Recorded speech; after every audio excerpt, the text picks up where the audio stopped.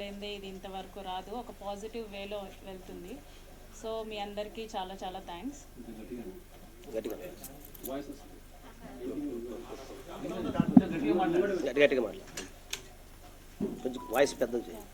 Legal procedure వెళ్తుంది, we are going through that. నిన్ననే FIR file అవ్వడం జరిగింది. ఎఫ్ఐఆర్ కాపీ మేము తీసుకుంటున్నాం, ఆ ప్రొసీజర్లో ఉన్నామన్నమాట. సో ఎన్హెచ్ఆర్సీ వాళ్ళ నుంచి కూడా ఒక పాజిటివ్ రివ్యూ అయితే వచ్చింది, దాన్ని కూడా ఫాలో అప్ చేస్తున్నాం. ఉమెన్ కమిషన్కి కూడా విజయవాడకి వెళ్తున్నాం వితిన్ 2 daysలో. సో దీని మీద ఏమైనా క్వశ్చన్స్ ఉంటే యూ కెన్ ఆస్క్. ఇంకా చెప్పండి. 25 కోట్లు ప్రెగ్నెన్సీ అండ్ ఇంకొకటి 25 కోట్లు అనేది నేను అడగలేదండి. Let's be clear with this. 25 కోట్లు అనేది నేను అడగలేదు.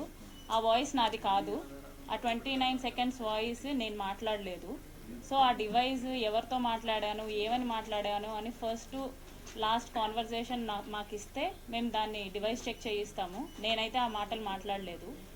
అండ్ ఇంకొకటి 5 times అబోర్షన్ అనేది అది మెడికల్ చెక్ జరుగుతుంది. ఎలాగో ఎఫ్ఐఆర్ ఫైల్ అయింది కాబట్టి నన్ను కూడా ఎంక్వైరీకి పిలుస్తారు.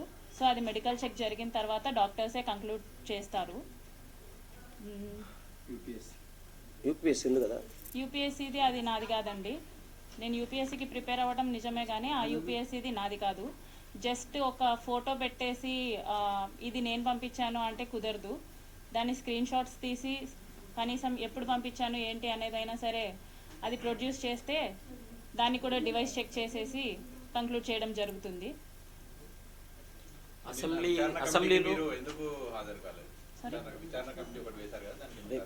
నాకు ఎటువంటి ఇన్ఫర్మేషన్ లేదండి. జనసేన పార్టీదా? జనసేన పార్టీదా? రేపు కాదండి. ఇప్పుడు అసెంబ్లీ నుంచి కాల్ చేసాడు, వీడియో కాల్ అనేది ఒక వీడియో వైరల్ అవుతుంది. ఆ ఎపిసోడ్ గురించి ఏం చెప్తారు, ఏం జరిగింది అప్పుడు? తను అసెంబ్లీకి వెళ్ళిన ప్రతిసారి నాకు వీడియో కాల్ చేసేవాడు. ఒక్క వీడియో కాదు రిలీజ్ అయింది, 3 videos రిలీజ్ అయ్యాయి. సో దాంట్లో మీకు అందరికీ ఒరిజినల్స్ ఉంటాయి కాబట్టి నా డ్రెస్సెస్ కూడా చేంజ్ ఉంటాయి దాంట్లో. సో ప్రతిరోజు చేసేవాడు అసెంబ్లీ నుంచి, వాళ్ళని చూపించడానికి వీళ్ళని చూపించడానికి, లంచ్ది ఇట్లా ఉంటుంది అది ఇది అనేసి. అదండి అసెంబ్లీ గురించి. మీరు అబార్షన్ సంజీవని హాస్పిటల్లో జరిగిందనే విషయం చెప్పారు. డాక్టర్లు మాత్రం ఇక్కడ అసలు ఎటువంటి అబార్షన్స్ అనేవి జరగలేదు అని వచ్చి జస్ట్ ఒక కిట్ తీసుకుని వెళ్ళారు, కానీ అది పూర్తిగా అవాస్తవం అని చెప్పారు. నేను టాబ్లెట్స్ తీసుకోవడం జరిగింది సంజీవని హాస్పిటల్ నుంచి. నేను టాబ్లెట్స్ తీసుకోవడం జరిగింది విత్ డాక్టర్ కన్సల్టేషన్. డాక్టర్ని కన్సల్ట్ అయ్యి స్కాన్ తీసిన తర్వాతనే నేను టాబ్లెట్స్ తీసుకోవడం జరిగింది సంజీవని హాస్పిటల్ నుంచి. ఆ రిపోర్ట్స్ కూడా నేను సబ్మిట్ చేశాను. నాకు హాస్పిటల్లో అబార్షన్ జరగలేదు. It's a very early stage of pregnancy అనమాట. సో అబార్షన్ కాదు, aborted. I got aborted through tablets. ఇప్పుడు ఈ ఎమ్మెల్యేకు మీకున్న రిలేషన్లో మీరు ఎందుకు ఎమ్మెల్యే వీడియో రికార్డింగ్ చేసుకోవాల్సి వచ్చింది? మంచిగా రిలేషన్ ఉన్నప్పుడు. మంచిగా లేదండి రిలేషన్.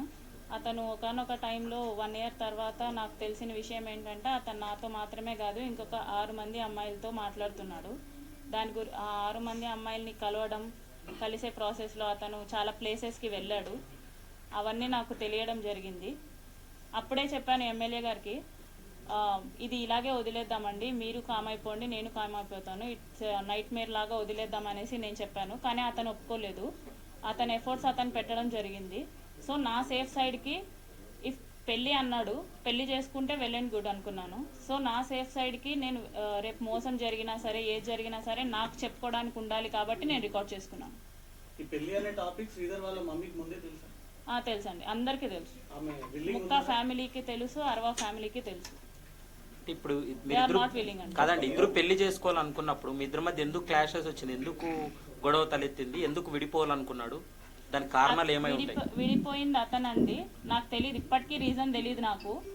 నేను అదే అడుగుతున్నాను. ఆల్ ఆఫ్ సడన్గా ఫోన్ స్విచ్ ఆఫ్ చేసేసి మాట్లాడకుండా మానేసింది అతను. దానికి రీజనే నేను అడుగుతున్నాను, అతనే చెప్పాలి. అంటే ఇప్పుడు మీరే చెప్పారు కదా మనం విడిపోదామని చెప్పి అన్నారు కదా, మరి అతనే విడిపోయా అంటే మీకు ప్లస్ పాయింటే కదా అయింది.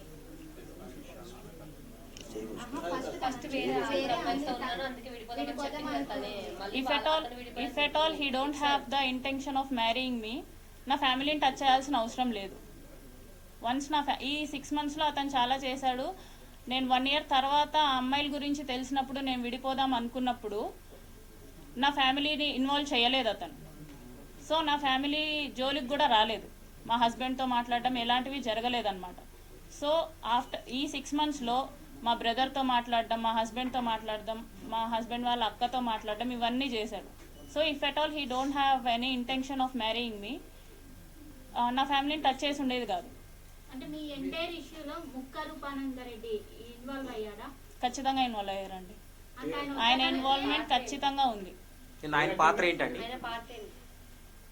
వాళ్ళు ఎప్పుడు కంట్రోల్ చేస్తూనే ఉండేవాళ్ళండి శ్రీధర్ని. శ్రీధర్ నాతో చాలాసార్లు చెప్పి డమ్మీ క్యాండిడేట్ అండి. అది రైల్వే కోడూరులో ఉన్న ఎవరికైనా తెలుసు. ఎందుకు ఎఫ్ఐఆర్లోనే ఉంది.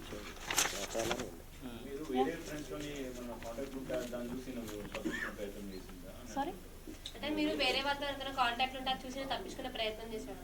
వేరే వాళ్ళతో అంటే వేరే అదర్ ఆయన వేరే వాళ్ళతో అన్నారు కదా, అట్లా మీరే ఎవరితో ఉంటే అదే ప్రయత్నం చేశాడు. నేను ఎవరితో అదర్ కాంటాక్ట్ పర్సన్స్తో మీరు కాంటాక్ట్ ఉన్నారా లేరా? నేను ఎవరితో కాంటాక్ట్లో లేను. అది నా ఫోన్ తీసుకున్నప్పుడు అందరికీ అర్థమవుతుంది. ఇప్పటివరకు రిలీజ్ అయిన వీడియోలో మీరు స్టార్టింగ్ నుంచి నన్ను బలవంతం చేశాడు, ఇబ్బంది పెట్టాడు, నన్ను ప్రతిసారి టార్చర్ చేసేవాడు. కానీ ఆ వీడియోలో ఎక్కడ కూడా మీరు భయపడ్డట్టు బెదిరించినట్టు లేదు. చాలా హ్యాపీగా సంతోషంగా ఒక లవ్ రిలేషన్ నడిచింది మీకు. నేను ఈ 1 yearలో జరిగింది నేను మీకు చూపించలేను. ఎందుకంటే నేను ఈ 1 year నేను అసలు రికార్డ్ అనేది చేయలేదు అతని గురించి.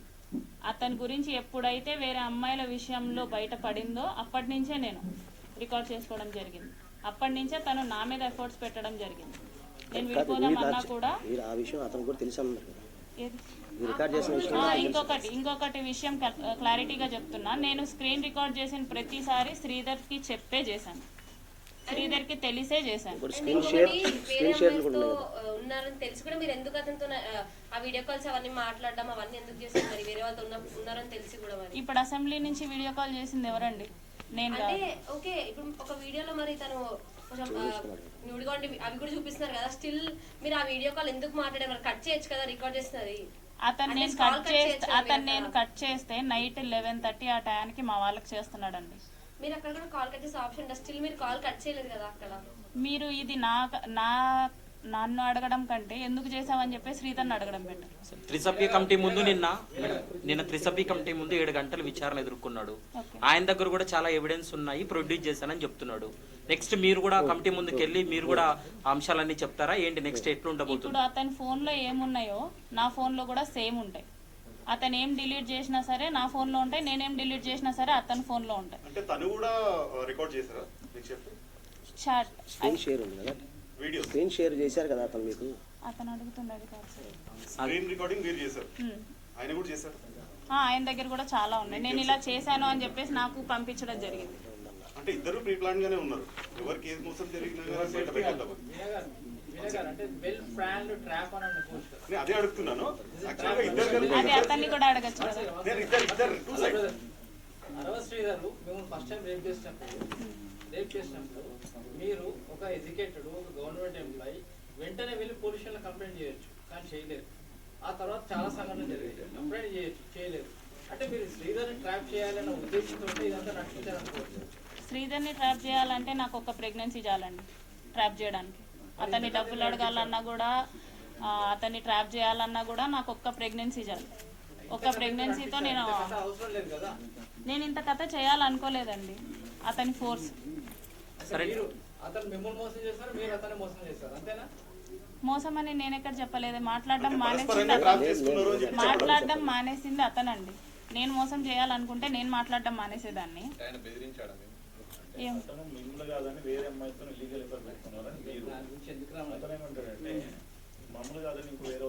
అది ఇన్వెస్టిగేషన్ తేలుతుంది కదా సార్. అది నేను ఇన్వెస్టిగేషన్ తేలుతుంది కదా. వేరే వాళ్ళతో ఉన్నాడని చెప్పేసి నేను ప్రూవ్ చేయగలను, నేను వేరే వాళ్ళతో ఉన్నానని చెప్పేసి అతను ప్రూవ్ చేయగలడా? I'm asking. ఇప్పుడు ఏదైనా ఇన్వెస్టిగేషన్ ఉంది తేలుతుంది అది.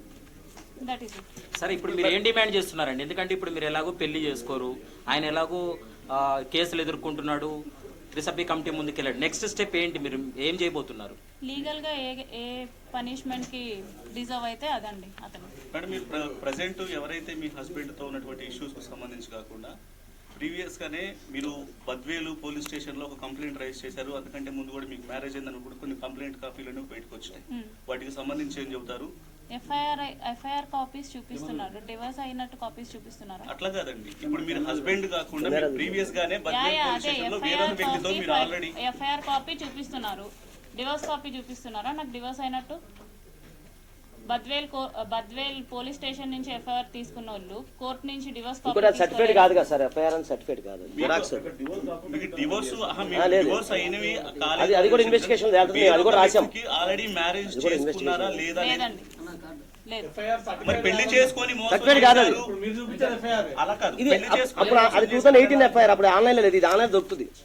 ఇప్పుడు నీకు ఆన్లైన్ లింక్ పంపిస్తే ఇప్పుడే పంపిస్తున్నా. అది 2018 ఎఫ్ఐఆర్, నేను చూశాను. 2018 ఎఫ్ఐఆర్ అంటే చట్ట ప్రకారం చూసుకుని 8 years దాటిపోయింది. ఒక వైసీపీ నాయకుడు వచ్చారు, అతను ఎందుకు లా అనే పేరుతో దూషించి లేకపోతే నన్నని లేకపోతే అతను ఇంత కాంట్రవర్సీ ఎందుకు క్రియేట్ చేస్తుంది? ఈ శ్రీధర్ మీ మధ్యలో ఒక వైసీపీ నాయకుడు వస్తే అతను కూడా మీరు లా అని తిడతా ఉన్నారు. వైసీపీ నాయకుడు ఎవరు వచ్చారండి? సంథింగ్ ఒక పర్సన్ మధ్యలో నిలబడి మాట్లాడుతుంటే నిన్న మీరు రిలీజ్ చేసిన నేను అతన్ని కాదండి, నేను తాతంశెట్టి నాగేంద్రన్. సరే అండి, ఇప్పుడు తాతంశెట్టి నాగేంద్ర గారు చెప్పినట్లు మల్టిపుల్ ఎఫ్ఐఆర్స్ ఉన్నాయని చెప్పి ఆయన చెప్పిన ఏదైతే ఆరోపణలు ఉన్నాయో వాటికి తగ్గట్టుగానే మీరు ఇచ్చినటువంటి కంప్లైంట్ కాపీలో కూడా ఆల్రెడీ ఒక వ్యక్తితో పెళ్లైందనే విషయానికి సంబంధించి బద్వేల్ పిఎస్ లో మీరు కంప్లైంట్ చేసిన విషయం కూడా ఉంది. ఇప్పుడు మీరు భర్త కాకంటే ముందుగానే మీరు వేరే వాళ్ళని పెళ్లి చేసుకున్నారనే మాటను మీరు ఖండిస్తున్నారా లేదా అన్న విషయం అడుగుతున్నాం మేము. అంతే సార్, ఖండిస్తున్నా. మరి ఆ కంప్లైంట్ కాపీ అనేది మీరు చేసింది కదా? ఏదండి, ఏ కంప్లైంట్ కాదు అక్కడ బద్వేల్ పోలీస్ స్టేషన్ లో మీరు కంప్లైంట్ నేను కంప్లైంట్ ఇవ్వలేదు. ఇది కదా నిన్న ఇచ్చింది, ఇది ఈ కంప్లైంట్ 18 ఈ సర్టిఫికేట్ కాపీస్ కాదు, అది ఏముంది సార్. సరే అండి, ఇప్పుడు ఇప్పటికి మీకు ఎన్ని పెళ్లిళ్ళు అయినాయండి? మీకు ఇప్పటికి ఒకటే పెళ్ళి అయిందండి, మా హస్బెండ్ తో అయింది. మీరు పెళ్లి ప్రస్తావన ఎప్పుడు తీసుకొచ్చారో ఆయన ఎప్పుడు ఉన్నాడు? మీరు పెళ్లి ప్రస్తావన ఎప్పుడు తీసుకొచ్చారో ఆయన ఎప్పుడు ఉన్నాడు? ఎవరండి? శ్రీధర్ శ్రీధరే చెప్పాడు పెళ్లి చేసుకుంటా అనేసి, నేను అడగలేదు. ఇది శ్రీధరే పెళ్లి చేసుకుంటా అన్నాడు. ఇది శ్రీధర్ది మీది వ్యక్తిగతమైన సమస్య, కానీ అది జనసేన పార్టీకి రుద్దే ప్రయత్నం చేస్తున్నారు. నేను ఫ్రమ్ ది స్టార్టింగ్ చెప్తున్నాను, no party has involved in this issue, this is purely personal. నేను ప్రతి వీడియోలో చేసింది ఇదే, మీ అందరికీ దయవంచి అడుగుతున్నాను, don't make it politics, it is purely personal. Politics has already entered, madam. Already Already entered. అంటే మీ వెనుక ఒక వైసీపీ పార్టీ ఉండి కాదు కాదు sir sir sir sir Politics has already involved in this. Sir అసెంబ్లీలో ఆయన మాట్లాడాడు, స్పీకర్ ఇన్వాల్వ్ కావాలని అడిగారు, అడిగినాక మళ్ళీ పాలిటిక్స్ పాలిటిక్స్ ని మేము ఇన్వాల్వ్ చేయలేదు, అతను ఏం చేశాడు అనేది మాత్రమే నేను చూపించాను అంతే. అంటే మీ ఎపిసోడ్ ని వైసీపీ క్యాష్ చేసుకొని వైసీపీ వెనుకుండి నడిపిస్తుంది అంటున్నారు. అసలు వైసీపీకి నాకు ఎటువంటి ఫోన్ సంబంధం తీసుకోండి, లేదు. ఫోన్ తీసుకొని చెక్ చేసుకోండి. వైసీపీకి నాకు వాళ్ళు ఎట్లా ఎటువంటి ఎలిగేషన్ సంబంధం లేదు. చేస్తున్నారు, బయట నుంచి అలా- ఏమొస్తున్నాయంటే, అలాగే సార్, అవును. జనసేన అన్నారు, జనసేన వైసీపీ వాళ్ళు చేస్తున్నారు, వీళ్ళకి అని కంట్రాక్ట్ చేసేసి మీ వెనకుండి నడిపిస్తుంది. లేదండి, అలాంటిది ఏం లేదు సార్. నా ఫోన్ మొన్న కూడా చెప్పాను, డైరెక్ట్ ఒక ఛానల్లో చెప్పా, పేరు చెప్పకూడదు, వాళ్ళకి సంబంధించిన ప్రో ఛానల్లోనే మేము ఫస్ట్ మొట్టమొదటిసారి ఇంటర్వ్యూ ఇచ్చినప్పుడు ఆ రోజు కూడా చెప్పా, నా ఫోన్ ఆ ఫోన్ తీసుకుని మీ దగ్గర పెట్టుకుందాం, మీరు ఎవరైనా రండి, ఓపెన్ గా చూద్దాం, ఇబ్బంది ఏం లేదు. మీట్ కి ఏదైతే పిలిచారో ఏదో నమ్మలేని నిజాలు బయట పెడతారన్నారు, బట్ నమ్మలేని నిజాలు అంటూ సాక్ష్యాలు అంటే ఏం చూపెట్టలేదు, ఏదో చూపిస్తాను అందరిని పిలిచారు. అది ఏంటి నమ్మలేని నిజాలు ఏంటి, ఆ సాక్ష్యాలు ఏంటి చూపెట్టండి, మరిన్ని ఆధారాలు వీడియోస్ మరిన్ని ఆధారాలు చూపిస్తున్నారు, ఒక్క ఆధారం కూడా చూపెట్టలేదు. సో ఏంటి అది చూపెట్టండి, Very next మేమాత్రం నిజంగా ఈగర్గా మేము కూడా వెయిట్ చేస్తున్నాం. ప్రెస్ మీట్ అవ్వగానే రిలీజ్ అవుతాయండి వీడియోస్. రేపు ఒక్క రోజు ఒక చిన్నది అనుకో, రేపు హైకోర్టులో ఆర్గ్యుమెంట్ ఉంది. సో అంటే సడన్గా యాక్చువల్ నేను 2 days తర్వాత వస్తాను అనుకున్నా, ఇప్పుడు మాకు మార్నింగ్ ఫోన్ చేస్తే రేపు లిస్ట్ అయింది అనమాట. ఇస్తా, అది చెప్తాను. రేపు హైకోర్టు ఆర్గ్యుమెంట్స్ ఉంది, రేపు లిస్ట్ అయింది కేసు, మీకు పెడతాను, మీకు అంటే లిస్ట్ కూడా అది అయిపోగానే నెక్స్ట్ మళ్ళీ ప్రెస్ మీట్ పెడతాను. సో అట్ లాస్ట్ మీరు అయితే 25 crores అయితే తనని రాన్సమ్ డిమాండ్ చేయలేదు అంటున్నారు. అసలు అడగలేదండి. ఆ రోజు మీరు కాదన్నా నాకు తెలియదేమన్నట్టు మాట్లాడారు కదా మేడం. నేను వాయిస్ ఎవరిదో తెలియదు అన్నానండి. ఆ రోజు ఖండించలేదు కదా మీరు. ఆ రోజు ఖండించలేకపోవడం కారణం మీరు చూసారు, కాఫ్ వచ్చింది, ఆమెకు హెల్త్ బాగాలేదు, మీరు చూసారు కదా సార్. కాదని చెప్పడానికి ఎంత డిఫరెన్స్ ఉంది సార్? కొంచెం కన్ఫ్యూజ్ అయ్యారు. లేకండి మేడం, రిలేషన్ అసలు లేకండి, అయిపోయింది చాలు. అది వారం రోజుల నుంచి టీవీలో వస్తున్నది. అందరికీ నమస్కారం. ఎందుకంటే ఇక్కడ విచ్చేసిన మన మిత్రులందరికీ కూడా, అలాగే తెలుగు రాష్ట్ర ప్రజలందరికీ పేరు పేరున ధన్యవాదాలు. ముఖ్యంగా ఈరోజు మేము చేసిన పోరాటంలో ఒక మైల్ స్టోన్ అనేది జరిగింది. సో అదందరూ కూడా అది కూడా మొత్తం కూడా మీ యొక్క ఆశీర్వాద బలంతోనే సాధించామని మేము అనుకుంటున్నాం. సో ఈరోజు ముఖ్యంగా ఈ ప్రెస్ మీట్ పెట్టడానికి గల కారణాలు ఏంటంటే, మొన్న జరిగిన ఘటన ఏదైతే ఉందో ఆ రోజు ఏంటంటే 2 విషయాలు జరిగినాయి. ఒకటి కొద్దిగా అస్తవ్యస్తంగా జరగటం, రెండోది ఈమెకి స్టార్టింగ్లోనే ఆ రోజు మైకులు సడన్గా మైక్ ముందు రావడం కొంత కన్ఫ్యూజు, అలాగే జర్నీ వల్ల. ఇంకోటి మీ అందరూ చూసారు లైవ్లో, ఆ రోజు ఏంటంటే త్రోటు ఒకటి ఇన్ఫెక్షన్ ఒకటి రావడం వల్ల కొన్ని చెప్పలేకపోయారు. సో అప్పుడు కూడా మేము మొత్తం ప్రిపేర్ అయ్యి సిద్ధంగానే ఉన్నాం. కాకపోతే 1 by 1 క్వశ్చన్ల వల్ల కొంచెం మేము కన్ఫ్యూజ్ అయ్యి కొన్ని చెప్పలేకపోయాము. దానివల్ల కొంతమందికి మిస్అండర్స్టాండింగ్ జరిగింది. కొంతమందికి అంటే 25 కోట్ల దగ్గర మా అదృష్టమో మరి దురదృష్టమో 25 కోట్లు అన్న టాపిక్ రాగానే ఈమెకి కాఫ్ స్టార్ట్ అవ్వడం, కొంచెం హెల్త్ ప్రాబ్లము, కొన్ని మీరు అర్థం చేసుకుని మహిళలకు ఉన్న ప్రాబ్లం వల్ల సో ఆమె చాలా ఇబ్బంది పడ్డారు. సో దాని ద్వారా మళ్ళీ మేము ప్రెస్ మీట్ పెట్టాలనుకున్నాం. కాకపోతే అప్పటికే మేము వేసిన పిటిషన్ ఫైల్ చేసినప్పుడు ఎన్హెచ్ఆర్సీ వారు స్పందించి వెంటనే తెల్లారి మాకు నెంబర్ ఇవ్వటం వల్ల, ఆల్రెడీ మీ అందరికి పెట్టాను, ఆ నెంబర్ ఇవ్వటం వల్ల చట్టపరిధి కూడా వెళ్ళిపోయింది. సో తర్వాత ఇదే కాకుండా మేము అప్పుడు మా దగ్గర కొన్ని ఎవిడెన్స్ కూడా మిస్ అయినాయి. వాళ్ళకి సంబంధించిన వాళ్ళు ఇచ్చిన ఎఫ్ఐఆర్ కాపీ ఏదైతే ఉందో అది మేము తెప్పించడం జరిగింది. దాంట్లో ఉన్న లోపాలు ఏంటో మీకు చెప్తాను. దీంట్లో ఎంత కుట్ర జరిగింది, ఒక మహిళ పైన ఎంత కుట్ర చేశారు అనేది మళ్ళీ చెప్తున్నారు. దయచేసి అందరికి చెప్తున్నారు పేరు పేరున, ఇది రాజకీయాలకు సంబంధం లేదు, ఒక వ్యక్తికి మాత్రమే, ఒక మహిళకి ఒక పురుషుడికి జరిగిన సంఘటన మాత్రమే. సరే, ఇందులో అది ఏంటి అనేది, ఏం జరిగింది అనేది కోర్టు పరిధిలో ఉంది, కోర్టు వారు నిర్ణయం తీసుకుంటారు. మేము ఇప్పటికీ చెప్తా ఉన్నాము, మా యొక్క నిబద్ధత ఏదైతే ఉందో ట్రాన్స్పరెన్సీగా ఏ విషయమైనా సరే మేము పోరాటానికి సిద్ధంగా ఉన్నాం, అది ఏ విషయమైనా సరే.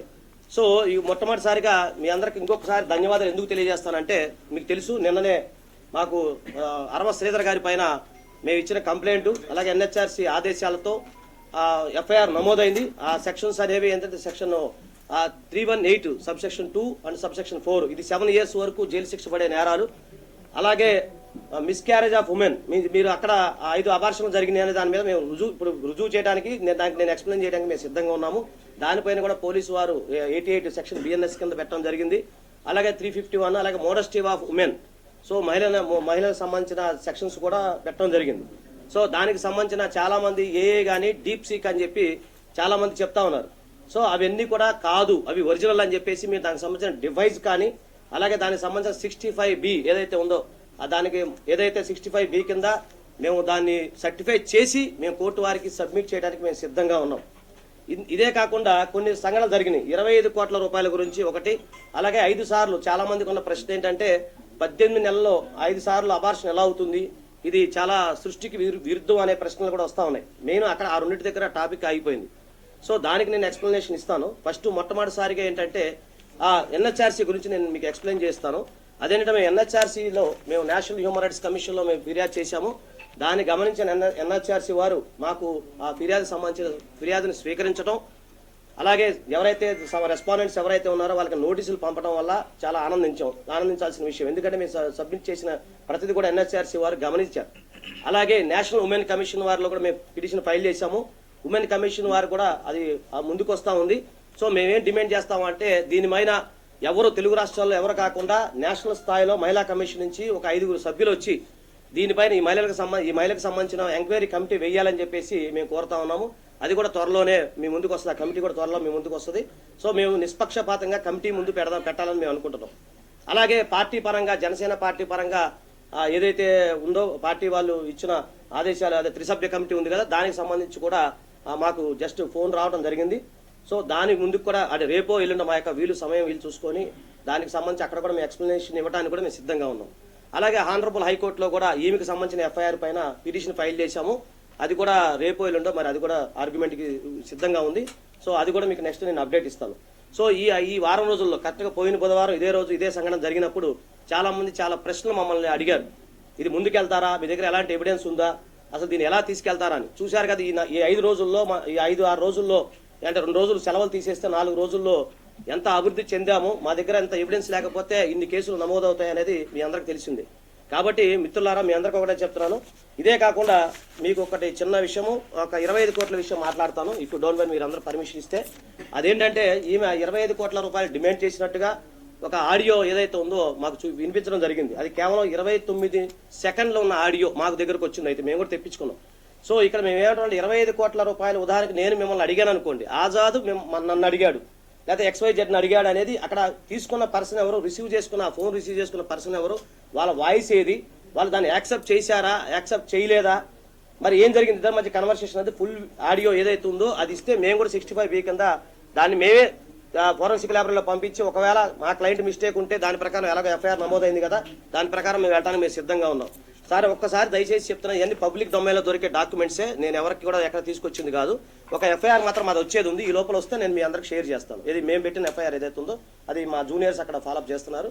అది 22 క్రైమ్ నెంబర్, అది అవగానే నేను మ్యాక్సిమం ఇప్పుడు వస్తుంది, అలాగని మీ అందరికి నేను షేర్ చేస్తాను. దయచేసి ఎక్స్క్యూజ్ చేయండి ఒక విషయంలో. మిత్రులారా, ఇక్కడ చాలా సింపుల్, ఇందులో ఏం లేదు.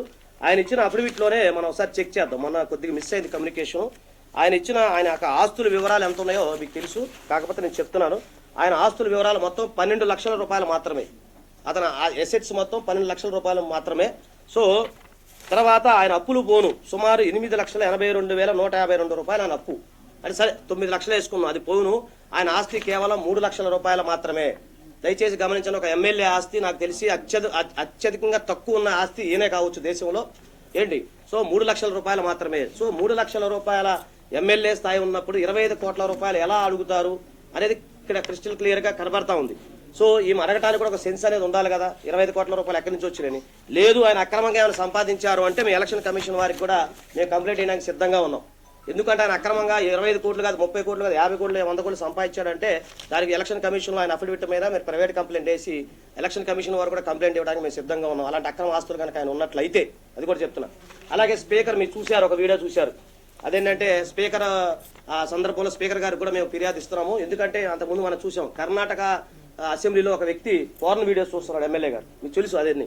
సో ఆ టైంలో అతను వెంటనే డిబార్ చేయడం జరిగింది.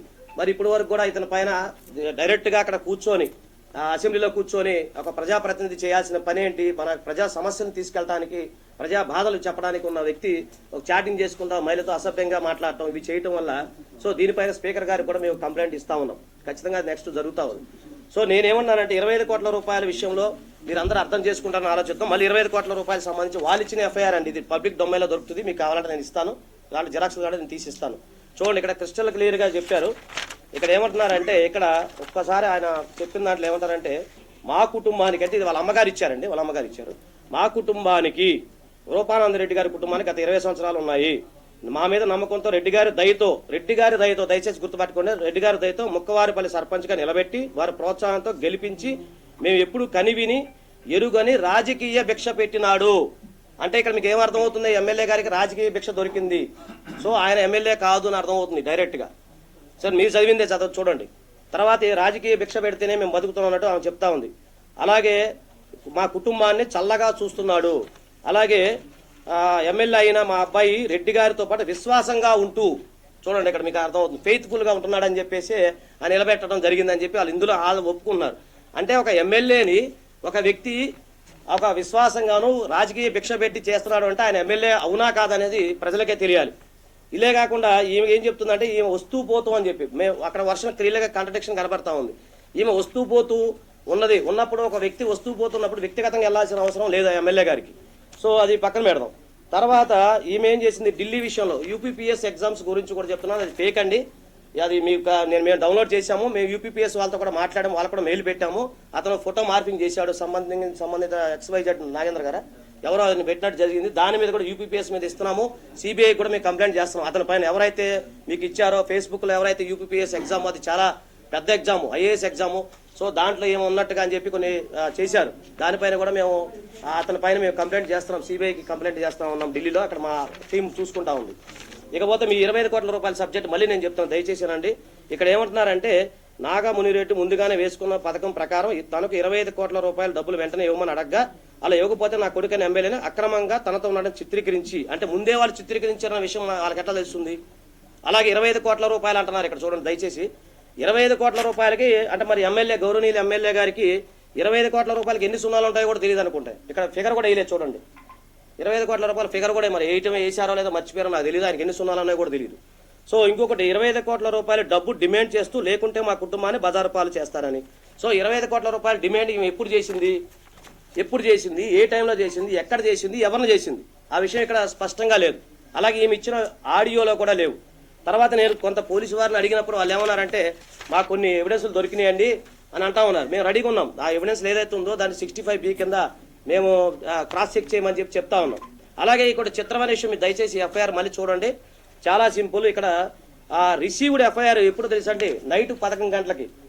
అంటే భారతదేశంలో ఒక మగవాడు ఒక మహిళ పైన కేసు పెడితే వెంటనే నమోదవుతుందండి ఎఫ్ఐఆర్. ఒక మగ వ్యక్తి ఒక నైట్ 11 గంటలకు వెళ్ళి పలానా అమ్మాయి నన్ను మోసం చేసింది, పలానా అమ్మాయి నన్ను బాధ పెట్టిందంటే నైట్ 11 గంటలకి పోలీసు వారు అప్పటికప్పుడు ఎఫ్ఐఆర్ నమోదు చేస్తారా? ఎక్కడన్నా ఉందా?